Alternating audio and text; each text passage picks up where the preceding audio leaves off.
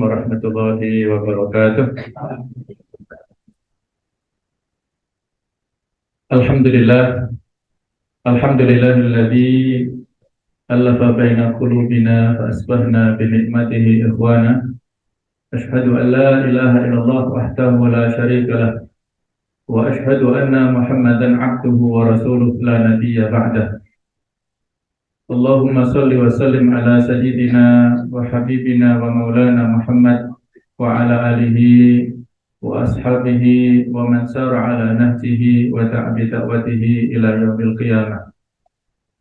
Allahumma la sahla illa ma ja'altahu sahla wa anta taj'alul hasna idza syi'ta sahla. Allahumma anfa'na bima 'allamtana wa 'allimna ma yanfa'una warzuqna fahma. Subhanaka la ilma lana illa ma 'allamtana innaka antal alimul hakim wa tub 'alaina innaka antat tawwabur rahim. Amma ba'du, para ayah bunda, bapak ibu, wali santri, santriwati, SMIT Robani dan juga SMP Ideal Basirah rahimakumullah, dan juga para dewan guru, para ustadz-ustadzah sekalian, dan juga anak-anakku sekalian yang mudah-mudahan selalu mendapatkan perlindungan dari Allah Subhanahu wa taala. Amin ya rabbal alamin. Alhamdulillah, marilah kita bersyukur kepada Allah Subhanahu wa taala atas curahan nikmat dan kasih sayangnya, sehingga pada sore hari ini kita bisa hadir dalam majelis ilmu kajian Ramadan menjelang berbuka puasa. Ini adalah waktu yang tepat untuk bertafakur, kita memperbanyak istighfar, kita memohon ampun kepada Allah Subhanahu wa taala. Kita sudah masuk di sepertiga yang terakhir di bulan Ramadan, yang mana dalam sebuah hadis populer, hadis yang tersebar di masyarakat, khutbah yang disampaikan oleh Rasulullah SAW pada awal Ramadan, walaupun sebagian ulama mengatakan hadis ini dhaif, tapi sangat populer di masyarakat, bahwa Ramadan ini memiliki 3 tahapan, yaitu sepertiga pertama awaluhu rahmah, sepertiga pertama adalah rahmat, wa usatuhu maghfirah, sepertiga yang kedua adalah ampunan, wa akhiruhu itqu minan nar, dan sepertiga yang ketiga itu adalah pembebasan dari api neraka. Ini adalah hadis yang populer, tapi menurut sebagian ulama dhaif, hanya sebagai wacana dalam bab fadhailul amal, memberi motivasi kepada kita, yang mana sebenarnya semua isi Ramadan ya tiga-tiganya. Walaupun kita berada di sepertiga bulan yang terakhir, tetap ada rahmat, ada juga maghfirah, ada juga pembebasan dari api neraka. Setiap peluang waktu terbuka untuk pembebasan dari api neraka, sehingga kita memperbanyak doa, Allahumma a'tiq riqabana minan nar, ya Allah bebaskanlah diri kita semua dari api neraka. Karena Allah memiliki wa lillahi utaqa minan nar wa hiya wa hadza kullu lailatin. Allah memiliki orang-orang yang dibebaskan dari api neraka, dan itu terjadi pada setiap malamnya. Setiap waktu, setiap saat ada peluang untuk dibebaskan dari api neraka. Anak-anak sekalian dan juga ayah bunda rahimakumullah, materi ini bertujuan untuk menjadikan atau memotivasi kepada kita ya, supaya bermuhasabah. Apa muhasabah itu? Evaluasi. Muhasabah ini ada 3 macam, atau ada 3 momen, 3 kesempatan. Evaluasi yang pertama adalah al-muhasabah qabla al-amal. Bermuhasabah, mengevaluasi sebelum beramal. Kita timbang-timbang sebelum melakukan suatu aktivitas, apakah amal ini boleh atau tidak, legal atau tidak, secara syariat boleh atau terlarang, itu harus kita muhasabah dulu, harus kita evaluasi dulu. Yang kedua, al-muhasabah indal amal atau asna al-amal, bermuhasabah, mengevaluasi pada saat beramal, saat beraktivitas. Kita sekarang masih dalam suasana Ramadan walaupun menjelang akhir. Nah, itu masuk dalam kategori kedua, muhasabah indal amal, pada saat beramal ini. Yang ketiga adalah al-muhasabah ba'dal amal. Kita evaluasi setelah beraktivitas atau beramal. Kalau sukses mencapai target, alhamdulillah. Kalau tidak mencapai target, waliyadzubillah, kita beristighfar, mohon ampun kepada Allah Ta'ala. Itulah tujuan kita bermuhasabah. Nah, anak-anak sekalian, Ramadan ini, ya saya sengaja memberi judul ya, antara Ramadan, antara harapan dan kenyataan, antara idealita dan realita, antara keinginan dan faktanya seperti apa. Yang mana kalau kita lihat bahwasanya sebenarnya Allah Subhanahu wa taala telah memberikan ya banyak sekali peluang pahala yang berlipat ganda.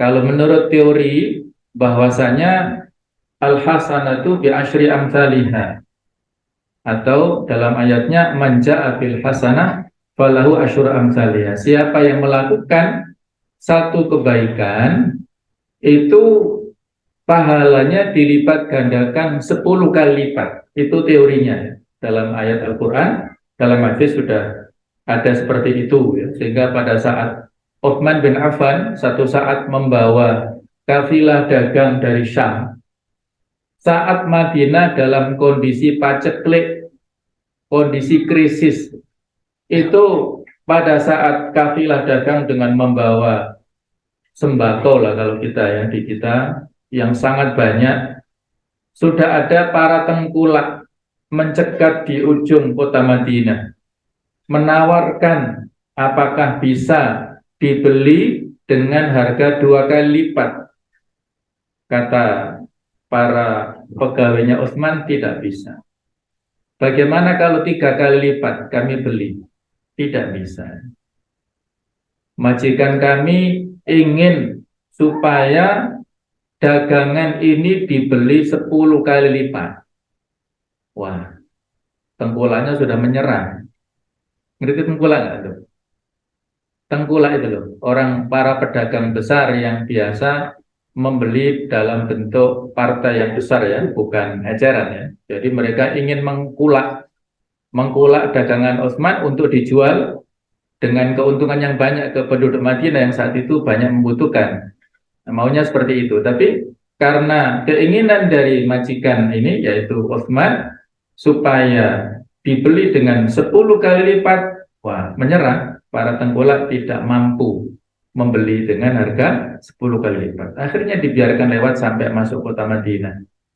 Sampailah ketika kafilah dagang ini masuk kota Madinah, maka didata orang-orang fakir miskin yang membutuhkan siapa saja, maka semuanya mendapatkan bagian, dikasih dengan bagian yang gratis majanan dari Utsman ini.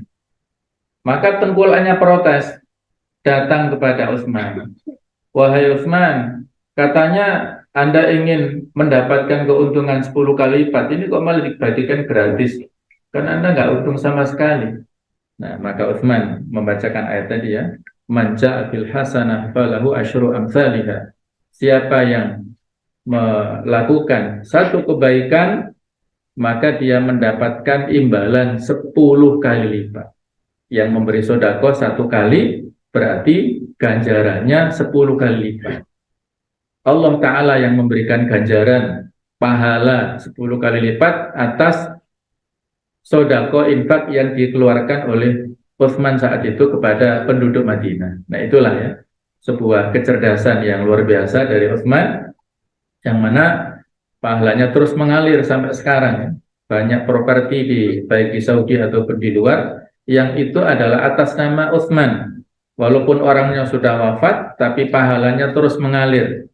Termasuk Bi'ru Rumah, sumur rumah yang dibeli dari orang Yahudi juga masih dimanfaatkan di Madinah untuk keperluan ya, walaupun ya sangat tidak seefektif dulu ya. Nah, inilah kurang lebih saya sebutkan beberapa sebab pelipat gandaan pahala amal dari apa yang kita lakukan, yang mana melebihi daripada kaidah dasar, daripada prinsip dasar 10 kali lipat. Itu dikarenakan beberapa faktor. Yang pertama adalah karena pelakunya. Amal itu dilipat gandakan Allah Ta'ala karena sebab pelakunya. Di antaranya adalah bahwa amalan orang yang berilmu lebih berbobot daripada orang awam. Orang yang memiliki ilmu tentang sholat, paham tentang fikih sholat, dia sholat dengan sesuai ilmunya, itu lebih berkualitas, lebih berbobot daripada orang yang tidak punya ilmu, yang awam. Karena kalau orang awam boleh jadi dia melakukan pembatal-pembatal sholat, dia tidak sadar. Oh, ternyata ketika melakukan gerakan yang banyak itu bisa membatalkan, dia nggak sadar. Kukur-kukur sampai bolak-balik tanpa ada keperluan, maksudnya ya, hanya iseng saja. Nah, itu kan melebihi dari batas maksimal. Misalnya seperti itu ya. Jadi orang yang berilmu, orang yang memiliki pengetahuan tentang suatu amalan, dia beramal, maka pahalanya jauh lebih banyak. Bahkan kata Umar bin Abdul Aziz, orang yang berilmu tanpa amal, maka madorotnya, dampak negatifnya lebih banyak daripada dampak positifnya. Madorotnya lebih banyak daripada maslahatnya. Itulah pentingnya ilmu ya. Maka Allah Ta'ala memberikan pujian kepada para ulama di surat Al-Mujadilah ayat 11. Antum sudah hafal semua ya. Yarfa'illahu alladhina amanu minkum walladhina utul ilma darajat. Yarfa'illahu. Allah mengangkat alladhina amanu minkum, orang-orang yang beriman di antara kalian, walladhina utul ilma, dan orang yang memiliki ilmu, darajat dengan beberapa derajat. Jadi orang mukmin derajatnya lebih tinggi daripada orang kafir, orang mukmin yang alim lebih tinggi derajatnya daripada orang mukmin yang jahil atau yang awam. Derajat antara mukmin yang awam dengan mukmin yang alim menurut Abdullah bin Abbas itu adalah 700 derajat selisihnya. Dan jarak antara satu derajat dengan derajat yang lain dari 700 itu adalah sejauh 500 tahun perjalanan. Bisa dibayangkan? 500 kali 700 itu. Jarak antara derajat orang yang mukmin biasa dengan orang mukmin yang alim 700 kali derajat, dan jarak antara masing-masing derajat itu adalah 500 tahun perjalanan. Fadlul alim alal abid kafadli ala adnakum, kata Rasulullah ya. Keutamaan orang yang berilmu daripada orang yang beribadah. Fadlul alim alal abid, keutamaan orang yang berilmu daripada orang yang ahli ibadah tanpa ilmu. Kafadli ala adnakum, seperti keutamaanku, kata Rasulullah, daripada seorang sahabat yang levelnya paling bawah, yang paling rendah ya. Artinya jauh selisih antara orang alim dan orang yang abid ini. Itu dari sisi kualitas dilipat gandakan faktor pelakunya, yaitu al-alim. Maka di sini kalian adalah para ulama insya Allah di masa akan datang, calon-calon ulama insya Allah, maka akan mendapatkan keutamaan yang sangat banyak, mendapatkan doa istighfar dari para malaikat, dari para makhluk yang ada di seluruh bumi ini. Bahkan ikan-ikan yang di lautan itu beristighfar litolibil ilmi, untuk para pencari ilmu dan para ulama. Kemudian dari sisi faktor pelaku, amal yang dilakukan secara bersama-sama itu lebih baik daripada amal yang dilakukan sendirian. Sholat jamaah itu lebih utama daripada sholat sendirian. Nanti ada penjabarannya. Makan bersama itu lebih barokah, lebih utama daripada makan sendirian. Lebih banyak mendapatkan keberkahan dari bersama-sama. Pokoknya apa yang dilakukan bersama-sama itu lebih mendapatkan imbalan pahala dari Allah Ta'ala. Contoh yang lain, sedekah, orang yang susah lebih mulia daripada orang yang berada, yang mampu. Orang yang pas-pasan tapi dia bersedekah, maka pahalanya jauh berlipat ganda daripada orang yang sudah mampu. Kalau orang yang mampu berkorban, beli kambing, beli sapi setiap tahun, disembelih itu hal yang biasa, yang wajar. Tapi kalau ada orang yang tidak mampu, yang pas-pasan, ada contoh namanya Mbok Painem di Donomulyo. Mbok Painem ini sudah tua, profesinya pemulung, tapi semangat berkorban luar biasa.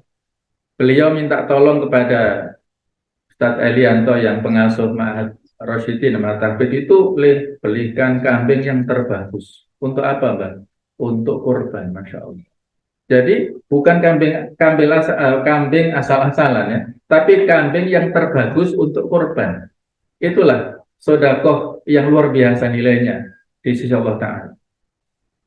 Ada di Saudi sana ya, saya dapat kabar dari takmir masjid itu, mohon maaf ya, sekedar contoh tapi fakta ini ya, bahwasanya ada seorang tukang sampah yang mana beliau ini bisa naik umroh, melaksanakan umroh.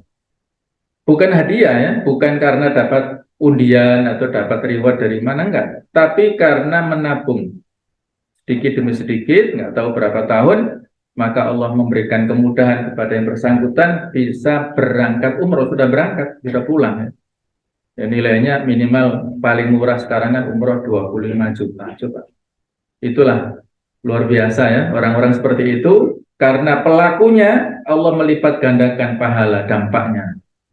Yang kedua, amal itu dilipat gandakan karena amal itu sendiri, karena kualitas amal itu sendiri. Yaitu apa? Standarnya adalah amal yang masyru', amal yang legal yang ada syariatnya, itu jauh lebih utama dari amal yang dilakukan tanpa ada perintahnya.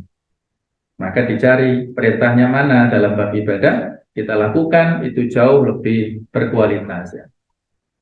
Dulu ada dua orang sahabat pada masa Rasulullah SAW masih hidup ya.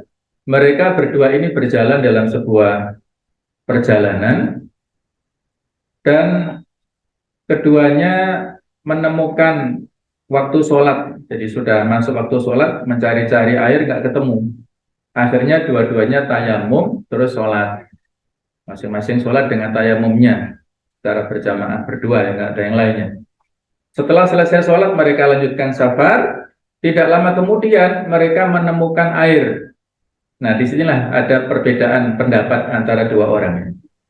Yang satu berpendapat, beristihad bahwasanya dia harus mengulangi sholatnya dengan wudhu karena sudah menemukan air. Dia sholat lagi dengan wudhu. Yang kedua cukup dengan tayamum yang pertama, sudah sholat sudah selesai, nggak mengulangi sholatnya lagi, mencukupkan dengan yang sholat pertama tadi. Keduanya tidak bertengkar, tidak ayal-ayalan, enggak, tapi saling menghargai. Maka sampailah keduanya pada saat bertemu dengan Rasulullah SAW mengadukan, menceritakan tentang keadaan yang mereka alami. Ternyata apa yang dijawab oleh Rasulullah SAW? Beliau adalah seorang motivator yang unggul ya, menjadi qudwah bagi kita.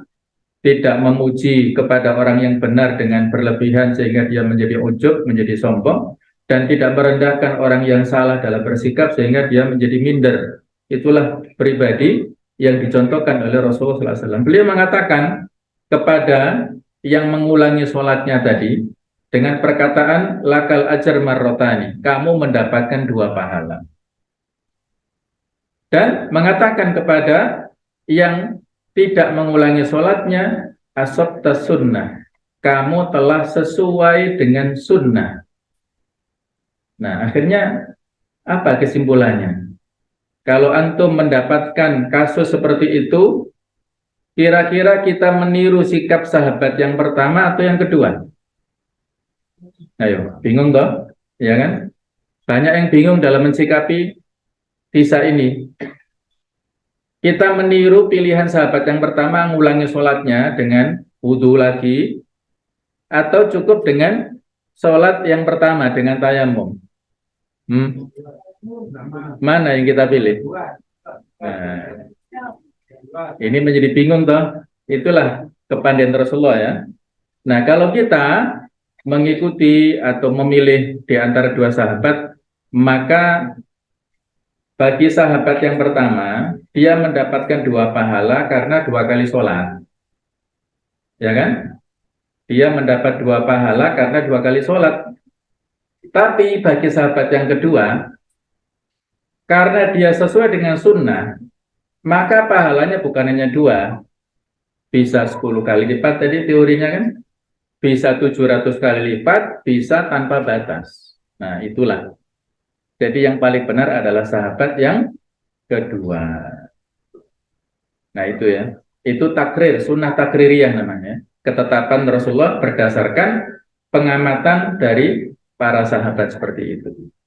Jadi itu amal yang masyru', diingat-ingat, masyru' itu legal, formal, yang ada dalilnya, yang ada dasarnya, lebih utama pahalanya berlipat ganda daripada amal yang ghairu masyru', yang tidak legal, yang tidak ada perintahnya dalam bab ibadah ya.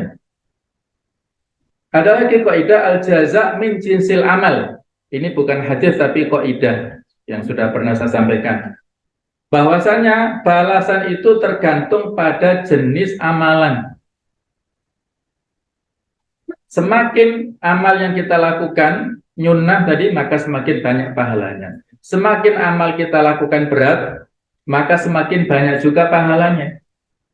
Puasa, orang yang dalam kondisi ekonomi pas-pasan, dengan rumah yang panas, yang sumuk, dengan sahur yang pas-pasan, buka pas-pasan, itu pahalanya berlipat ganda daripada orang yang berkecukupan, sahurnya berlimpah, bukanya berlimpah, rumahnya AC, dingin, full, macam-macam fasilitasnya.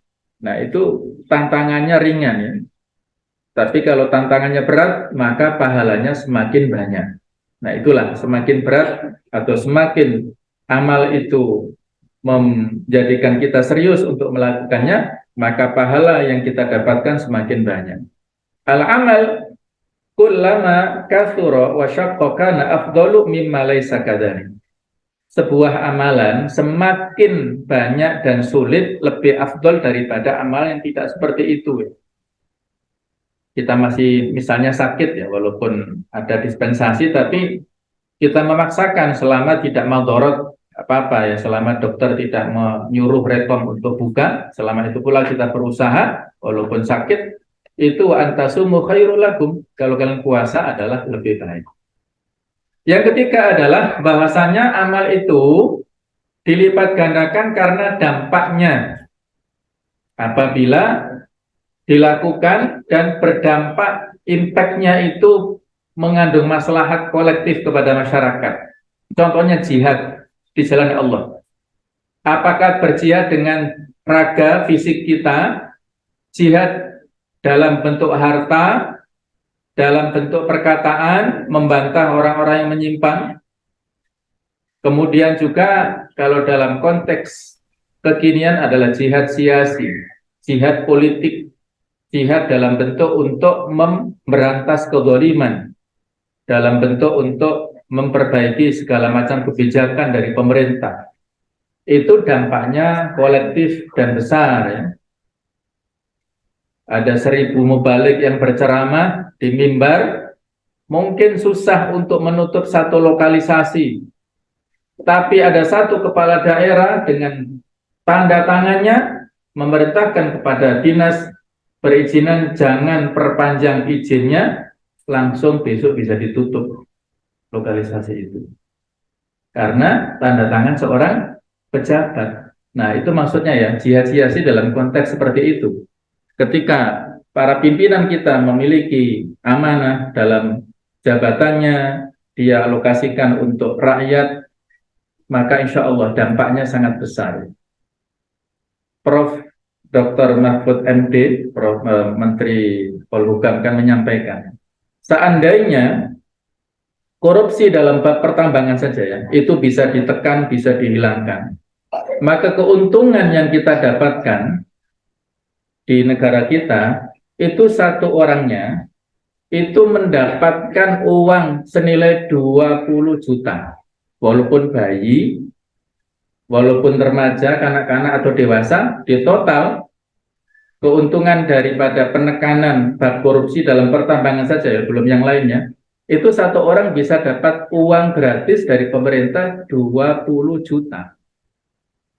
Enak nggak? Hah? Nah, itu kalau dikelola dengan amanah, maka makmur. Insya Allah ya, masyarakat bisa sekolah gratis, dari TK sampai dengan perguruan tinggi, bahkan sampai S3 itu gratis. Sebagaimana di kampus-kampus ya, di Timur Tengah sana, itu gratis. Yang bayar adalah hanya untuk fasilitas, makan minumnya, atau yang lain. Kalau di Madinah, di Saudi, umumnya gratis mendapatkan beasiswa. Itu dari mana? Dari uang negara. Pendidikan adalah hak segala bangsa, maksudnya untuk warga negara, maka pendidikan juga harusnya menjadi kewajiban pemerintah untuk menyediakan semuanya. Nah, ini masalul ladzina yunfikuna amwalahum fisabilillah kamathali habbah ambatat sab'a sanabila fi kulli sumbulatin mi'atu habbah. Jadi orang yang menginfakkan hartanya fisabilillah, fisabilillah dalam konteks yang umum tadi ya, maka pahalanya bisa mencapai 700 kali lipat. Kemudian yang keempat adalah karena faktor tempat. Amal itu dilipat gandakan karena faktor tempatnya. Seperti hadis, fadlus sholat fil masjidil haram ala ghairihi mi'atu alfi sholat wa fi masjidi alfu sholat wa fi masjidi baitil maqdis atau masjidil aqsa khamsu mi'ati sholat. Keutamaan sholat di Masjidil Haram yang ada di Makkah daripada masjid lainnya itu adalah 100.000 kali lipat. Jadi kalau kita sholat satu kali sholat di Masjidil Haram di Mekah sama dengan 100.000 kali sholat di masjid lain. Kalau kita sholat satu kali di Masjid Nabawi, maka kita seperti 1.000 sholat di masjid lain. Begitu pula Masjidil Aqsa, kalau kita sholat di sana, maka seperti 500 kali lipat dibandingkan masjid lainnya. Nah, inilah ya salah satu motivasi kita supaya bisa berangkat ke tanah suci, baik ke Mekah Madinah, supaya bisa sholat ke sana. Apalagi kalau misalnya antum punya kesempatan menjadi mahasiswa atau mahasiswi di sana, maka bisa setiap waktu, setiap saat sholat di Haramain ini ya, yang pahalanya berlipat ganda. Nah, kemudian korelasi dengan tema kita adalah keutamaan atau dilipat gandakan amal itu karena waktunya. Karena waktu. Seperti pada bulan Ramadan ini yang kita ada di sini, di dalamnya sini. Atau juga pada 10 hari pertama di bulan Dzulhijjah. Dan juga seperti di hari Arafah, hari Asyura, hari Jumat, dan juga malam Al-Qadr atau Lailatul Qadr yang nanti kita jelaskan ya secara rinci. Ibnu Rajab Al-Hambali mengatakan ketika puasa itu sendiri dilipat gandakan pahalanya jauh lebih banyak dibandingkan dengan seluruh bentuk amal-amal yang lainnya, maka puasa pada bulan Ramadan dilipat gandakan pahalanya jauh lebih banyak lagi karena kemuliaan waktu pelaksanaannya dan karena keadaan yang merupakan puasa yang diwajibkan Allah kepada hamba-hambanya. Dan dijadikannya puasa pada bulan Ramadan tersebut sebagai salah satu rukun Islam, di mana Islam dibangun di atasnya. Inilah keutamaan yang ada di bulan Ramadan, sehingga kita sebut Syahrul Mubarak, bulan yang penuh dengan keberkahan. Ramadan adalah bulan yang mubarak, bulan yang penuh dengan keberkahan. Apa berkah itu? Berkah adalah kathratul khair bisyai, banyaknya kebaikan dalam sesuatu. Mungkin secara nominal kecil, tapi karena berkah maka nggak ada habisnya. Itulah keberkahan. Syahrul Sa'id, Syahrul Mubarak itu ada di bulan Ramadan, sehingga kita bisa melaksanakan qiyamul lail, kemudian fadilahnya nanti kita bahas juga, sahur, sholat berjamaah, membaca Quran, dan juga sedekah. Ini coba kita review sedikit tentang 8 keutamaan Ramadan, yaitu yang pertama Syahrul Quran. Ramadan adalah bulan turunnya Al-Quran. Syahrul Ramadan alladzi unzila fihil Quran hudan linnas wa bayyinatin minal huda wal furqan. Itu turunnya Al-Quran adalah pada bulan Ramadan. Baik turun secara sekaligus saat Lailatul Qadar atau turun secara berangsur-angsur dari Baitul Izzah ke Rasulullah SAW selama masa risalah beliau 23 tahun, itu semuanya pada saat 5 ayat pertama surat Al-Alaq itu adalah diturunkan di bulan Ramadan. Yang kedua adalah Lailatul Qadar. Ada malam yang penuh dengan kemuliaan. Inna anzalnahu. Kami turunkan Al-Quran pada Lailatul Qadar. Wa ma adraka ma Lailatul Qadar. Lailatul Qadri khairun min alfi syahr. Yang ketiga adalah bulan puasa, Syahrus Syam. Ramadan ini adalah ayaman ma'dudat, hari-hari tertentu yang kita diwajibkan puasa di dalamnya. 11 bulan yang lainnya nggak wajib, hanya Ramadan saja. Maka Ramadan ini ibadah spesialnya adalah puasa. Yang keempat adalah Syahrus Sabr, bulan kesabaran. Melatih kita sabar dalam hal apapun, ya, apakah sabar as-sabru 'alal ma'mur, kesabaran dalam melaksanakan segala macam perintah ibadah dari Allah Ta'ala tersebut. Yang kedua as-sabru 'alal mahdur, kesabaran dalam menerima takdir, dalam mendapatkan musibah, hal-hal yang tidak menyenangkan. Ataupun as-sabru 'alal mahdur, kesabaran dalam menjauhi hal-hal yang terlarang. Kita jauh, jangankan yang haram, yang syubhat, yang mubah saja siang hari kita tinggalkan. Yang kelima adalah Syahrul Jud wal Muasa, bulan kepedulian. Mengasah empati kita supaya peduli dengan yang lain. Memberikan sodako, kedermawanan pada bulan ini. Kemudian yang keenam adalah Syahrul Rahmah wal Maghfirah wal Itq minan nar, yaitu bulan ampunan, bulan rahmat, pembebasan dari api neraka. Kemudian ketujuh adalah Syahrul al-jihad wal mujahadah, bulan perjuangan, bukan bulan bermalas-malasan, ya, tapi bulan yang harus diisi dengan segala macam jihad. Dan yang kedelapan adalah Syahrul Nasr, bulan kemenangan. Ada banyak peristiwa yang terjadi pada bulan Ramadan yang diantaranya peperangan, itu perang Badar, kemudian juga Fathu Makkah, kemudian perang Tabuk, itu juga terjadi pada bulan Ramadan.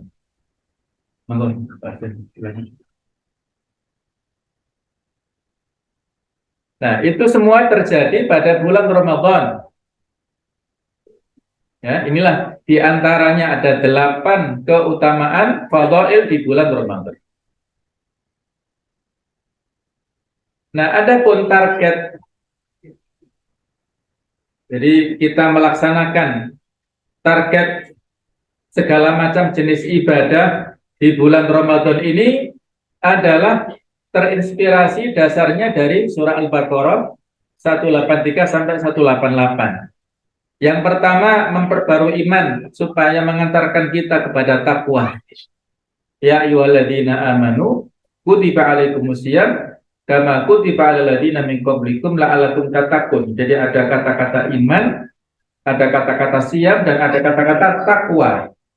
Itu linear, ya, bisa mengantarkan keimanan kepada ketakwaan. Yang kedua, komitmen pada kewajiban.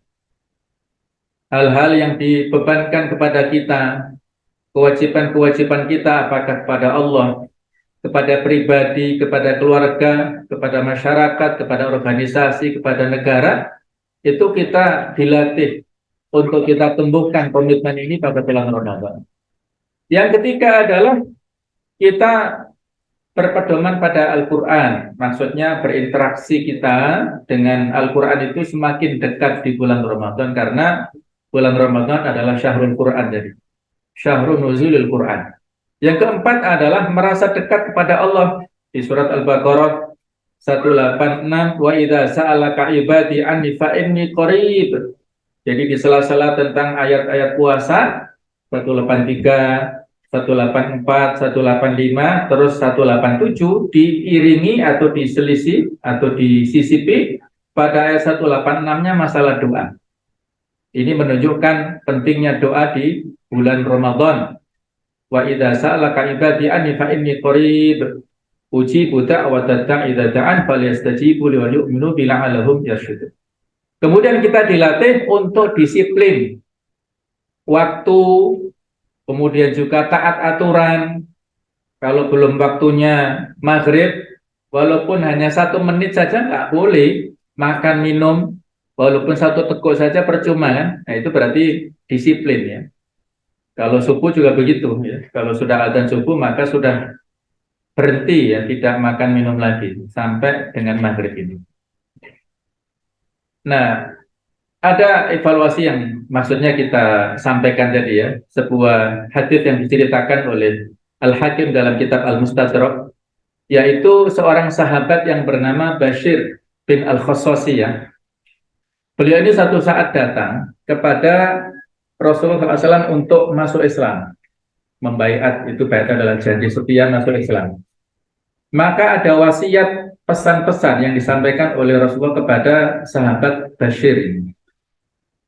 Kamu harus tasyhadu an la ilaha illallah wa anna Muhammadan abduhu wa rasuluh, yaitu mengatakan 2 kalimat syahadat. Itu kewajibanmu yang pertama. Yang kedua, waktu sholil khams, kamu harus sholat 5 waktu. Yang ketiga, watasum Ramadan, kamu harus berpuasa Ramadan. Kemudian ketiga adalah keempat ya, maksudnya waktu adis sholat, kamu menunaikan waktu adis zakah, menunaikan, mengeluarkan zakat. Watahujjal baita, kamu berhaji. Kemudian berikutnya waktu jihad fisabilillah, kamu harus berperang, jihad di jalan Allah. Nah, ini ada yang unik ya yang disampaikan ini oleh si Bashir ini. Wahai Rasulullah, ada 2 yang saya tidak mampu, yaitu zakat. Karena aku tidak memiliki sesuatu kecuali 10 daud atau 10 ekor unta yang merupakan titipan dan kendaraan bagi keluargaku. Jadi unta ini bukan milikku, tapi aku merawatnya dan bisa aku manfaatkan. Sedangkan jihad, orang-orang yakin bahwa yang lari ketika perang berkecamuk maka mendapatkan kemurkaan. Atau wal yaumaz zahf, itu diantara dosa besar ya. Kalau sudah perang, kita lari, itu berarti kita dosa besar. Nah, saya takut melakukan itu. Saya takut pergi perang, karena khawatir nanti kalau melarikan diri dosa besar. Nah, itulah alasannya ya. Kemudian Nabi memberikan jawaban, sambil menggenggam tangannya Bashir, dan menggerak-gerakkan. Ya. Kemudian beliau mengatakan, La sadaqah wala jihad, fabima tadkhulul jannah. Kalau kamu tidak bisa sedekah, tidak berjihad, terus kamu masuk surga dengan apa? Apa modalmu masuk surga, begitu ya? Maka Bashir menjawab, lalu aku berkata kepada Rasulullah, aku berbaiat kepadamu, maka baiklah aku atas semua itu. Ya Rasulullah, artinya beliau langsung tumbuh motivasinya, langsung sanggup dengan sekuat tenaga untuk bersedekah semampunya, dan pergi ke medan jihad apabila ada panggilannya. Nah, saya ada kalimat di sini yang kita berikan catatan ya. La shadaqah wala jihad fa bima tadkhulul jannah. Kalau kita nggak mau sholat, malas-malasan sholat, tidak mau tilawah, tidak mau berzikir, tidak mau berdoa, tidak mau sedekah, tidak mau apa, terus kita masuk surga untuk karena apa ya? Memang kita masuk surga itu karena rahmat dari Allah Ta'ala ya. Tetapi rahmat Allah Ta'ala ini turun kepada orang yang punya motivasi untuk beramal. Tadkhulul jannata bima kuntum ta'malun ya. kalian nanti akan masuk surga pada akhirnya dengan amal-amal yang kalian lakukan. Itulah modal utama kita adalah keimanan, berikutnya adalah amalan. Maka inilah kesempatan kita ingin masuk surga, maka harus beramal. Insya Allah dengan itu rahmat Allah akan turun kepada kita. Ada lagi di dalam hadis riwayat Tirmidzi, Rasul SAW mengatakan, ala inna sil'atallahi ghaliyah, ala inna sil'atallahi jannah. Ketahuilah sesungguhnya barang dagangan Allah itu mahal. Ketahuilah sesungguhnya barang dagangan Allah itu adalah surga. Kita ingin masuk surga, terus mau kita bayar dengan apa? Sil'ah itu adalah barang ditawarkan dalam perdagangan. Makanya pintu surga banyak, ada 8 dengan berbagai macam hadis referensi yang beda-beda. Itu kita dipersilakan masuk dari pintu yang mana sesuai dengan passion kita masing-masing. Kalau kita hobi sholat, masuk lewat babus sholat. Kalau kita hobi jihad, masuk lewat babul jihad. Kalau kita hobi sodako, lewat babus sodako. Kalau kita hobinya puasa, masuk lewat babu ar-royan. Kalau hobi menuntut ilmu, lewat babul ilm. Pokoknya masing-masing punya spesialisnya. Tinggal kita muhasabah, amal unggulan kita apa. Nah baik, ya inilah di antara evaluasi pada kita masing-masing ya. Sudahkah bulan Ramadan ini kita maksimalkan potensi yang ada, peluang-peluang yang ada itu sejauh mana kita memaksimalkan ya. Pertama pada saat kita bangun ya, dari tidur untuk sholat tahajud. Kalau sholat tarawih sebelum tidur, kalau sholat pada saat kita setelah tidur namanya tahajud. Semuanya namanya qiyamul lail, sama saja ya. Ya, terutama 10 hari terakhir ini ya, fadilahnya sangat besar. Maka apa yang telah kita maksimalkan untuk melaksanakan sholat tahajud ini dan sholat tarawih? Ada beberapa referensi dari hadis Ibnu Hibban, hadisnya sahih, disahihkan oleh Syekh Al-Albani. Barang siapa yang sholat malam dengan 10 ayat, maka ia tidak dicatat sebagai orang-orang yang lalai. Jadi sholat tahajudnya membaca minimal 10 ayat. Kalau 100 ayat yang dibaca, maka ia dicatat sebagai orang-orang yang taat. Pause dulu. Kemudian kalau 1000 ayat, maka dicatat sebagai orang-orang yang diberi pahala yang melimpah. Kalau 1000 ayat, wah banyak sekali ya. 1/6 daripada Al-Quran ya. Jadi ya paling nggak inilah ya, 10 ayat 100 ini mungkin bisa. Nah ini keutamaan sholat tarawih. Dalilnya ini diantaranya, man qama Ramadan imanan wa ihtisaban ghufira lahu ma taqaddama min dzambi. Siapa yang melaksanakan qiyamul Ramadan, sholat tarawih, sholat tahajud, sholat malam dengan landasan iman dan mencari pahala dari Allah, maka diampuni dosa-dosanya yang telah lewat. Kemudian kalau kita sholat tarawih dengan berjamaah, man qoma ma'al imam, siapa yang sholat bersama dengan imam, bukan imam saya ya, tapi imam sholat, hatta yang shorifa, sampai selesai tuntas salamnya imam, kutiba lahu qiyamu lailatin, maka ditulis untuknya seperti sholat malam suntuk full. Nah, jadi kalau kita sholat di masjid sesuai dengan pilihannya. Biasanya kita ingin berapa rakaat, apakah kalau di desa 2 pilihan ya, apakah 11 rakaat, maka pilih masjid yang 11 sampai salamnya witir imam selesai tuntas, nah baru pulang. Kalau kita yang biasa 23, pilih masjid yang 23 sampai selesai witir baru pulang. Jadi ini akan mendapatkan fadilah seperti kita menghidupkan 1 malam penuh untuk sholat. Yang kedua adalah kita beristighfar pada saat sahur.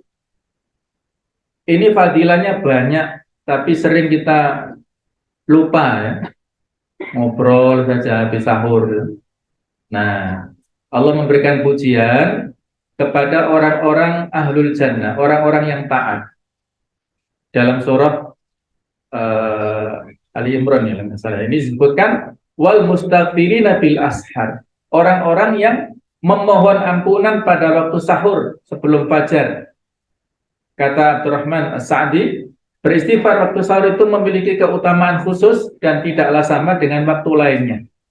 Jadi secara khusus ya disebutkan astagfirullah sebanyak-banyaknya pada waktu sahur.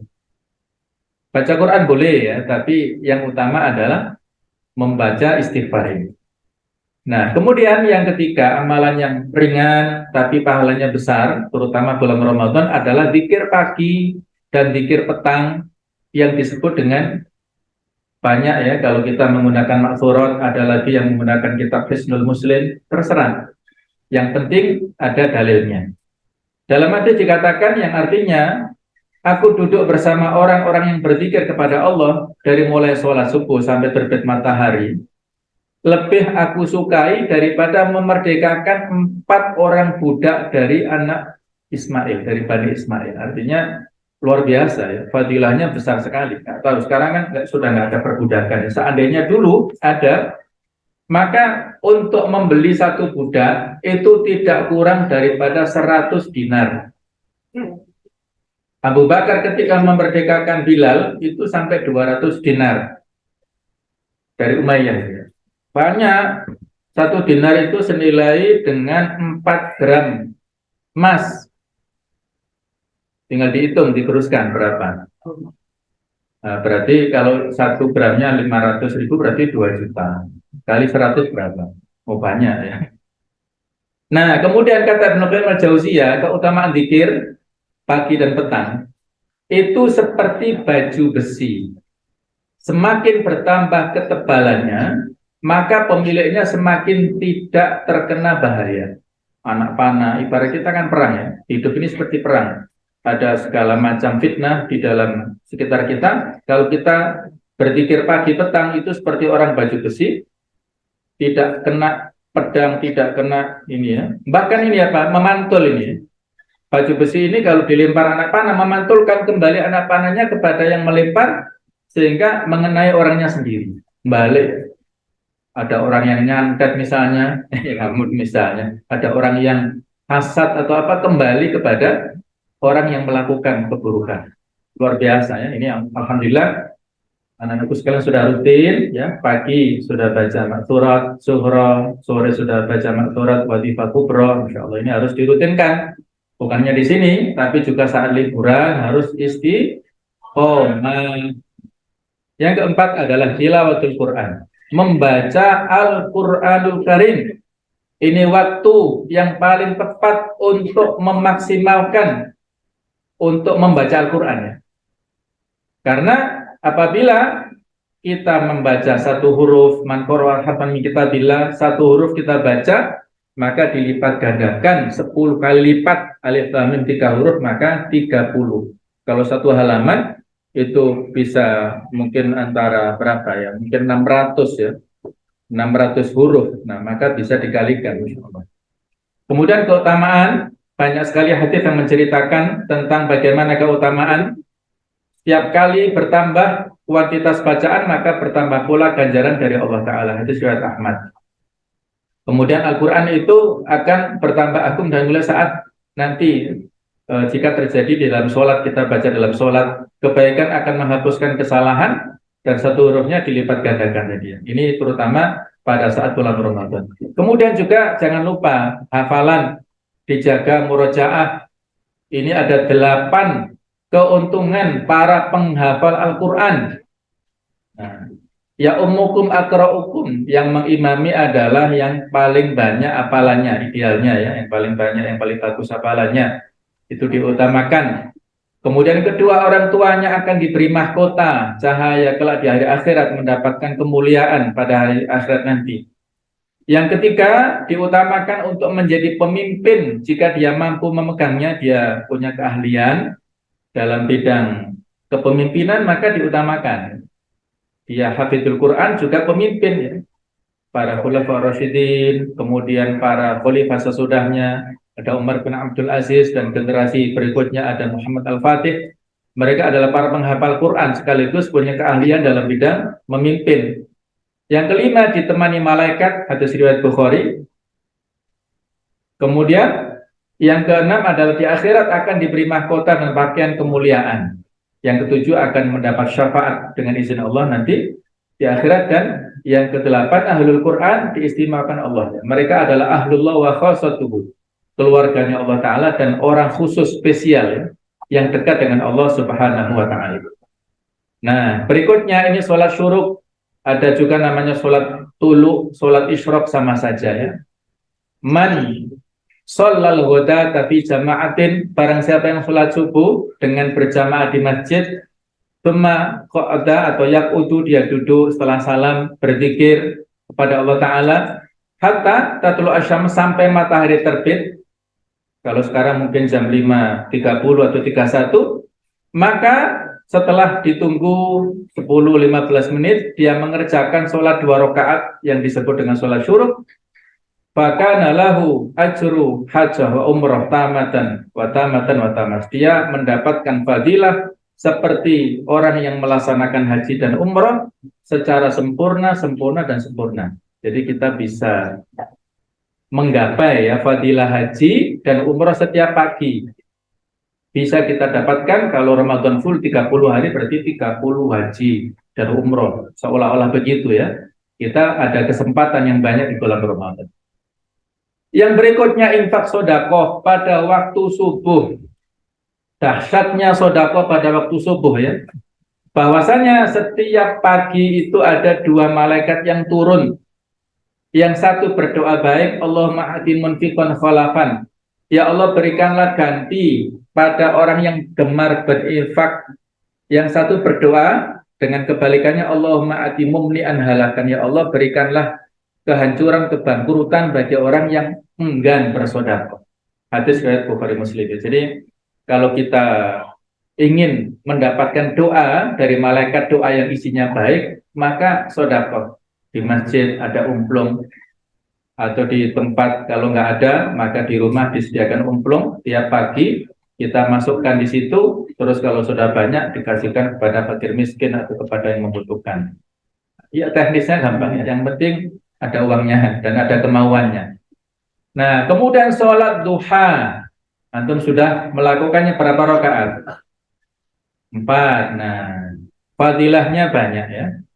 Siapa yang melakukan sholat duha 12 rakaat, Allah akan membuatkan untuknya istana di surga. Kemudian lagi, siapa yang langgeng istiqomah melaksanakan sholat duha, diampuni dosanya Allah sekalipun dosa itu sebanyak buih di lautan.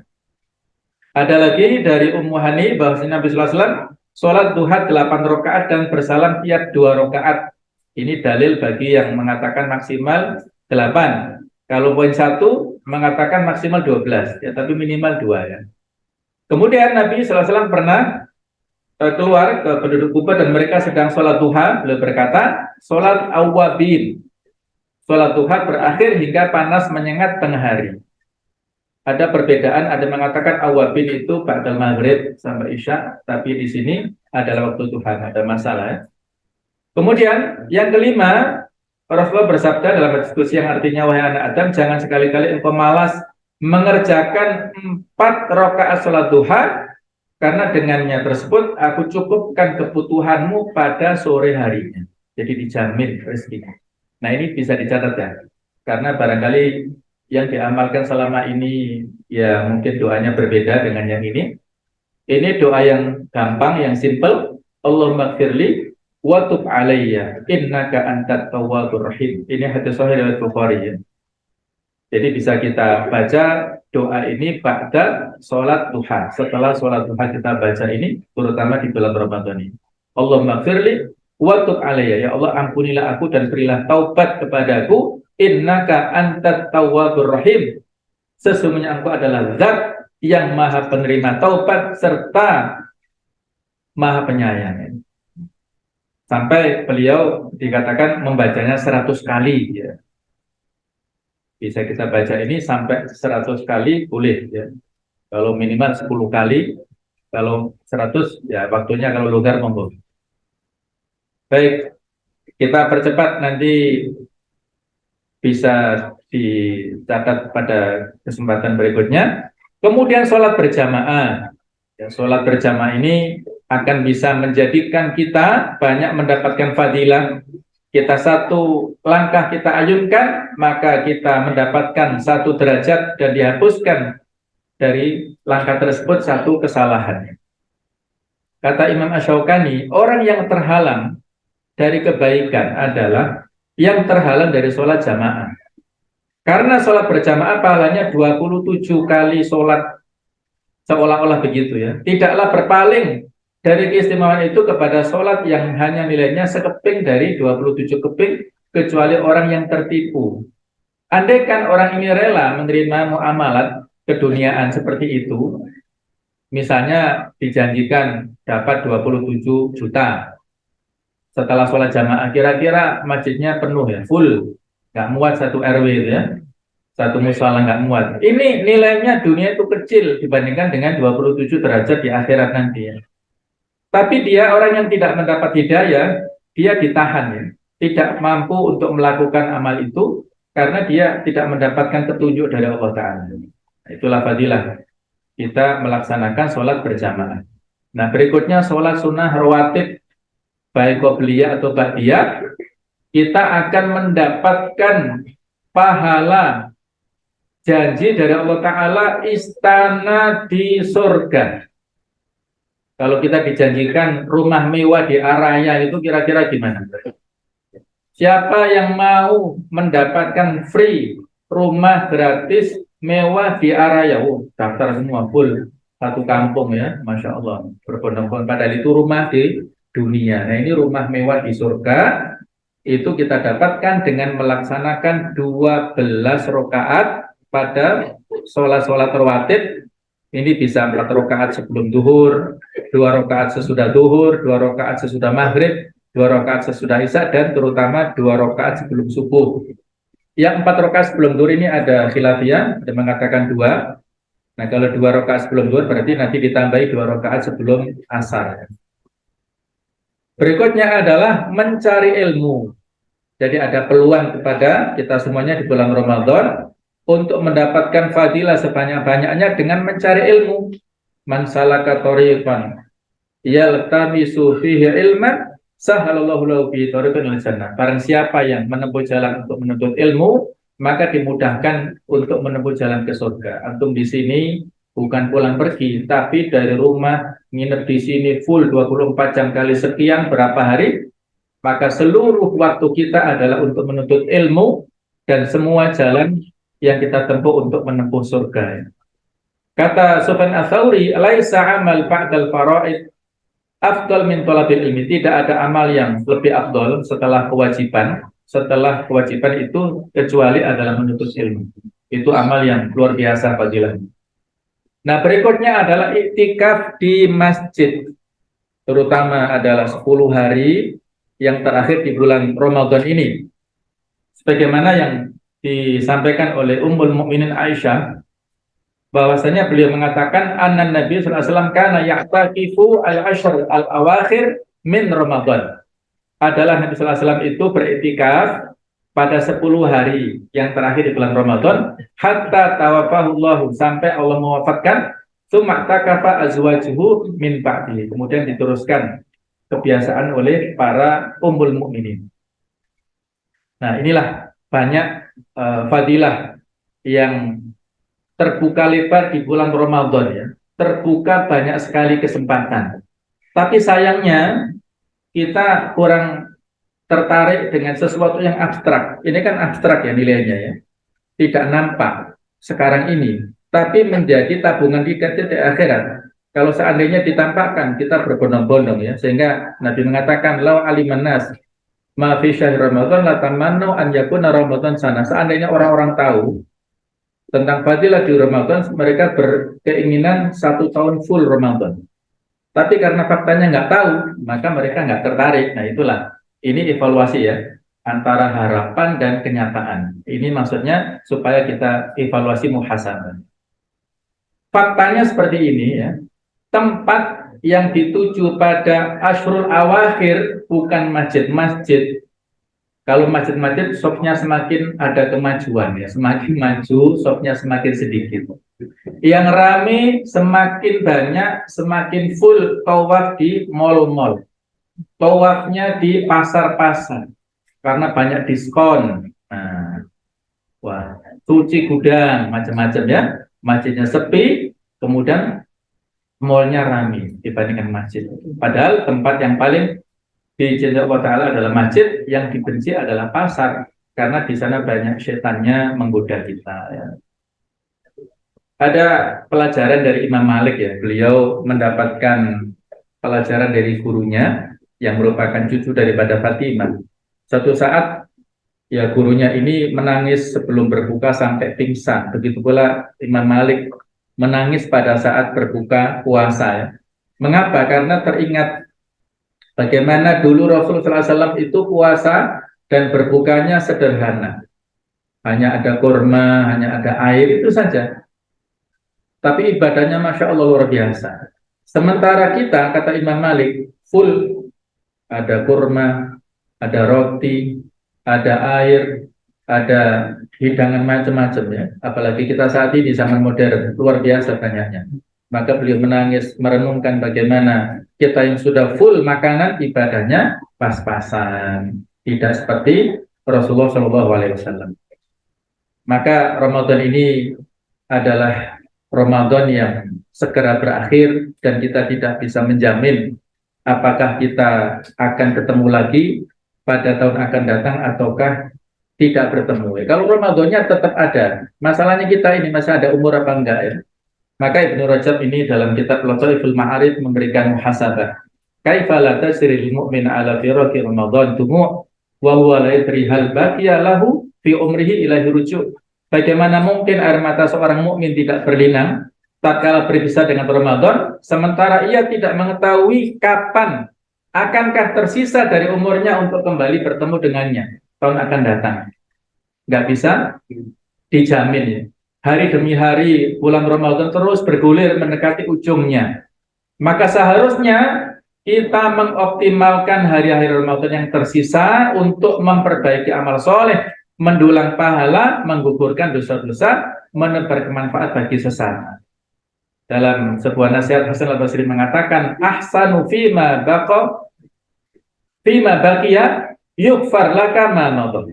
Faqtanim ma baqiya fala tadri mata tudriku rahmatullah. Berbuatlah baik ya di sisa Ramadan, niscaya diampuni kesalahanmu yang berlalu, maka manfaatkanlah hari-hari yang tersisa, karena Anda tidak tahu kapan bisa meraih rahmat Allah.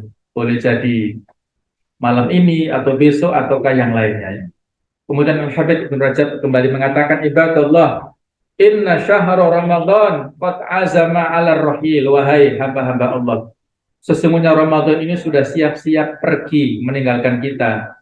Walam yabqa minhu illal qalil, dan tidak tersisa waktunya kecuali sedikit. Faman minkum ahsana fihi fa alaihi tamam. Kalau dia sudah berbuat baik, sudah ibadahnya sudah kenceng, istiqomah diteruskan ya. Wa man farata falyakhdimhu bil husna. Siapa yang menyanyiakan maka hendaklah ditutup dengan hal-hal yang ibadah yang lebih baik ya. Jangan diteruskan keburukannya. Masih ada harapan untuk kita untuk mengenapi akhir Ramadan ya. Kenapa demikian? Ada kaidah dalam hadis ini. Innamal a'mal bi khawatimiha. Sesungguhnya standar amal itu tergantung pada penghujungnya, pada akhirnya. Al-ibratu bil khawatim. Standar itu adalah dari ujungnya. Fa innaka idza lam tuhsinil istiqbal, kata Ibnu Jauzi, kalau engkau tidak bagus dalam menyambut Ramadan, awal Ramadan masih malas dan masih kurang baik, la'allaka tuhsinul wada', mudah-mudahan kamu bisa berbuat lebih maksimal saat perpisahan. Nah, itulah harapannya ya. Kita jadi wal itibar bi kamal nihaya la binafsil bidayah. Yang menjadi ukuran adalah sempurnanya penutupan, bukan kurangnya permulaan. Itulah al-amal bil khawatim. Ini contohnya ya, innal khayla idza qarabat nihayatas sibab. Jadi kuda pacu kalau mendekati finish gimana? Semakin memacu kudanya, semakin dia mengeluarkan energi supaya menjadi pemenang, tidak malah bermalas-malasan. Kurang lebih seperti itu ya. Ini ada sebuah pendapat yang dinukil oleh Ibnu Rajab Al-Hambali dari Ibnul Hubairah. Ibnul Hubairah itu adalah seorang wazir ya, seorang menteri yang soleh, yang ahli ibadah, yang tawadhu luar biasa. Beliau adalah seorang ulama. Mengatakan begini ya, apabila malam Jumat itu bertepatan dengan malam ganjil, maka peluangnya lebih besar terjadi Lailatul Qadar daripada malam yang lainnya. Nanti malam apa? Hah? Malam Jumat. Terus malam keberapa? Malam 23. Ganjil apa genap? Ganjil. Kemungkinan menurut pendapat Ibnu Hubairah adalah nanti malam. Kemungkinan Allahu a'lam. Yang jelas harus dimaksimalkan ya. Nah, bagaimana kalau terjadi Allah memberikan beberapa keistimewaan ya, diantaranya khairun min alfi syahr, lebih baik daripada 1000 bulan. Kemudian tanazzalul malaika, para malaikat itu turun, waruhu fiha, malaikat Jibril juga turun. Berapa jumlahnya ya? Innal malaika tilka lailah fil ardi aktsar min adadil khusun ya. Bahwasanya para malaikat yang turun pada malam Al-Qadar itu lebih banyak jumlahnya daripada batu-batu kerikil. Bisa nggak kita hitung? Batu-batu kerikil yang sangat banyak, jumlah malaikat jauh lebih banyak dari itu ya. Mereka turun sehingga suasananya redup ya, tenang. Angin juga tidak kencang berhembus, itu karena malaikat mengembangkan sayapnya untuk turun dalam rangka Lailatul Qadar ini. Nah, apa amalannya? Kita percepat ya. Bahwasanya amal-amal yang kita lakukan memperpanjang sholat malam setelah sholat tarawih berjamaah. Kita lanjutkan, kalau ada beberapa masjid melaksanakan qiyamul lail tahajud, kita ikut, tapi nggak usah witir karena sudah sholat, maka itu bisa kita lakukan. Kemudian kita itikaf, kemudian kita mengerjakan sholat isya dan subuh dengan berjamaah. Kalau kita sholat isyanya berjamaah, mendapat fadilah seperti separuh malam kita qiyamul lail. Kalau kita melakukan sholat subuh berjamaah, seperti kita melaksanakan qiyamul lail satu malam penuh. Kemudian kita perbanyak sedekah. 1.000 rupiah nanti akan dinilai rutin dan akan, kalau tepat pada Lailatul Qadar, maka seperti 1.000 bulan, 84 tahun. Seperti kita sedekah 1.000 rupiah pada waktu 84 tahun. Kemudian kita juga membaca doa, kita tilawah juga membaca doa ini. Doa yang diajarkan Nabi kepada Aisyah, Allahumma innaka afuwun tuhibbul afwa fa'fu anni. Itu doa yang ringkas ya. Ya Allah, sesungguhnya Engkau adalah Zat yang Maha Pemaaf dan memberi pemaaf, cinta kepada maaf, dan maka ampunilah atau maafkanlah aku ya. Jadi kita minta afun ya, sudah saya sampaikan apa bedanya, kenapa kita minta afun bukan maghfirah. Kalau maghfirah kita dapat ampunan, catatan keburukannya masih tersisa. Tapi kalau afun, kita mendapatkan ampunan, catatannya hilang. Kita nggak malu nanti ketika dia berhisab. Itulah yang kita minta pada saat malam Al-Qadar ini ya. Wah, ini semakin banyak lagi. Ya, ada 13 pesan dari Imam Masjidil Haram, yaitu Syekh Mahir Al-Maqili, yaitu untuk sedekah. Ini yang pertama ya. Yang kedua, kita minimal mengerjakan sholat sunnah. Minimal ya, minimal 2 rakaat. Yang ketiga, kita membaca surah Al-Ikhlas minimal 3 kali. Al-Ikhlas ini kan seperti thuluthul Quran, sepertiga Al-Quran. Berarti kalau kita baca 3 kali, seolah-olah kita membaca seluruh Al-Quran kan? Berarti kita mendapatkan fadilah. Kalau pada malam Al-Qadar Al-Ikhlas kita baca 3 kali, kita tinggal mengalihkan seperti 84 tahun. Kemudian kita menghayati surat Al-Qadar Nanti pada saat liburan bisa dibuka channel saya Inhana TV, itu ada tafsir surah Al-Qadar. Kita hayati di situ, kita cerna dengan baik. Kemudian ini nggak usah menunggu malam 27. Nanti malam bisa, malam genap juga boleh. Semuanya jangan dihilangkan ya. Kemudian kita banyak doa tadi, sempatkan tidur qailulah siang hari. Kemudian jangan lupakan keluarga, kita hidupkan bersama-sama ya. Jangan masuk surga sendirian, tapi masuk surga harus mengajak keluarganya ya. Terus berpakaian yang bagus, yang sopan, yang wangi ya, supaya memberikan energi positif pada kita. Kemudian jangan jagalah perut, nggak usah makan terlalu banyak, apalagi nanti kalau liburan ya. Jangan banyak-banyak makannya. Kemudian kita bermunajat kepada Allah Ta'ala, doa, kemudian sabar, dan yang paling penting adalah berhusnudzon, berbaik sangka. Ya Allah, saya beribadah, insya Allah, saya optimis, saya mendapatkan Lailatul Qadar. Mudah-mudahan Allah Ta'ala memberikan kelancaran ibadah kepada kita semuanya, ya, sehat walafiat semuanya, sehingga insya Allah kita akan mendapatkan fadilah keutamaan Ramadan, sehingga kita tidak sia-sia ya, lewat Ramadan tapi kita tidak mendapatkan ampunan, maka itu adalah orang yang celaka. Allah a'lam bishawab. Ini yang bisa kita bahas pada kesempatan ini. Mudah-mudahan ada manfaatnya, dan kurang lebihnya mohon maaf seikhlas-ikhlasnya.